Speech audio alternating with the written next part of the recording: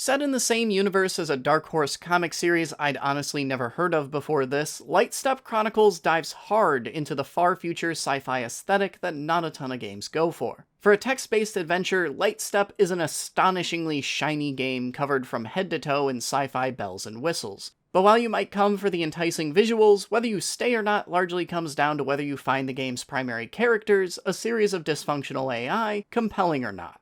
As always, I'm Alex, and this is First 5, where I ask if games are worth your time, not your money. I played a game for 5 hours, and I'm gonna tell you if those were 5 hours well spent. And today, we're strapping in for Lightstep Chronicles.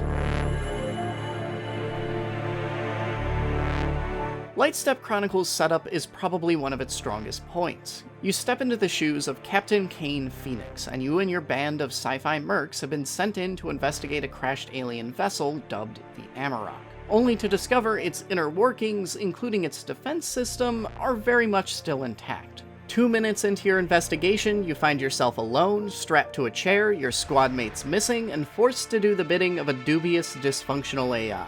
The gameplay in this one is pretty simple, so let's get that out of the way first. It's a visual novel. You pick dialogue options, every time you walk into a room you hit the scan button 1 or 2 times, and occasionally you have to find something to click on in the environment. Moving on.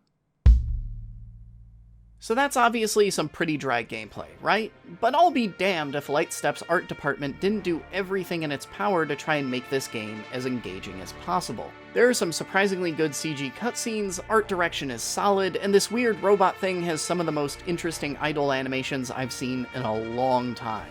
Bonus points, the same robot interface makes different motions depending on which AI is currently communicating to you through it. I wouldn't have minded some voice acting to accompany the reams of dialogue as well, but I get that this is an indie effort and there's only so much budget to go around. But while the sci-fi trappings make for some gorgeous art direction that punches miles above its indie weight class, it's the character work that really sells this game, as is probably to be expected, seeing as you spend about 90% of it reading their dialogue. You'll spend the majority of the game interacting with the various disjointed personalities of the ship's AI. Something's gone wrong with the AI's consciousness that's caused it to fragment, and in return for helping you off the ship, it wants you to help piece it back together. See, it needs someone to reset its core functions, but it can only be done by a flesh and blood person. However, what you quickly discover is that this AI is just an awful individual, and you are very much its prisoner. Your life and the lives of your squad mates depend on how well you can follow the AI's orders, and even then, it may just decide to dispose of you after all's said and done. There are, however, 4 other fragments to its personality, and each one is just as viable a candidate to take control of the rest. Perhaps one of them would make for a better partner in crime. And the tension in this setup is what makes Lightstep Chronicles engaging, because everyone involved in this situation is a scheming backstabber. But nobody has all the pieces they need to come out on top. So they're all forced to work together to a degree, yourself included. As a prisoner, you're entirely at the various personalities' mercy, but as the one needed to actually reset the AI, you still have bargaining power of your own. But that's only right up until the moment you hit that button, and after that, there's no telling who will genuinely let you go and who's been lying to you all along.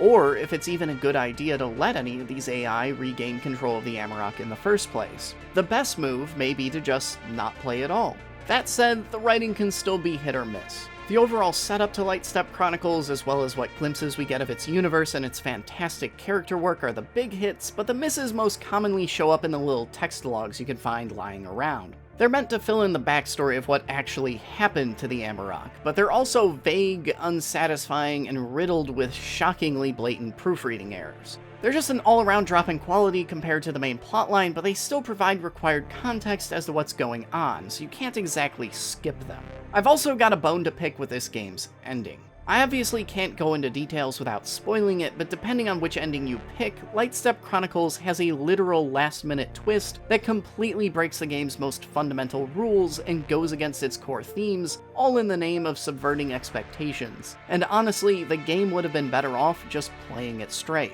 And then, there's the big one. I've been putting this one off for as long as I can, but here comes the not fun part of the video where I have to talk content warnings. There's one particular subplot that, honestly, rape is the beginning of the content warnings, and it only gets worse from there. One character gets raped to death in this game, and even beyond that one scene, the topic of consent becomes the focus of an entire major subplot. The moment-to-moment details are never explicitly stated or particularly graphic, but the multiple pages worth of dialogue happening during the death scene may still make you uncomfortable, and the entire subplot in general is cynical, a little bit mean-spirited and gratuitous, and a lot of bit heavy-handed in a very Watchmen-esque kind of way. If you're not sensitive about the topic, you'll probably be fine, but buyer beware. And with that note concluded, let's cleanse ourselves and think happier thoughts by asking the big question. What do you get out of 5 hours with Lightstep Chronicles? This is one you could finish in about 3 hours, but by the end, the illusion of choice was starting to get a few cracks in it, so I doubt a second run-through will give you much additional substance. So on the bright side, here's a tight little narrative experience that actually goes places in just a handful of hours. As I just got done talking about, some of those places are significantly worse than others, but Lightstep Chronicles still had some genuinely effective moments. Ultimately, Lightstep Chronicles makes plenty of missteps, but it's still worthwhile thanks to its characters and its overall tense tone. More than anything, I'd like to see what these writers can do in 5 years when they've had time to develop a bit and have gotten over their edgy maturity for maturity's sake phase, because there's a ton of great setup here, with most of the stumbles coming in the execution. I'd fully understand if somebody decided that they wanted to skip this one, but there are still glimmers of something worthwhile here. Speaking of sci-fi text adventures, you'll want to check out my review of Heaven's Vault, which in my opinion ended up more satisfying than Lightstep was. There's also the slightly more grounded Observation, where you get to be the AI this time around and try to keep your astronaut buddies safe. Either way, I hope you enjoyed this first 5 review. If you did, maybe consider hitting that subscribe button. If you're looking for games that value your time and don't pad themselves, I'm your guy. Thanks for watching this far, and I'll see you all next week.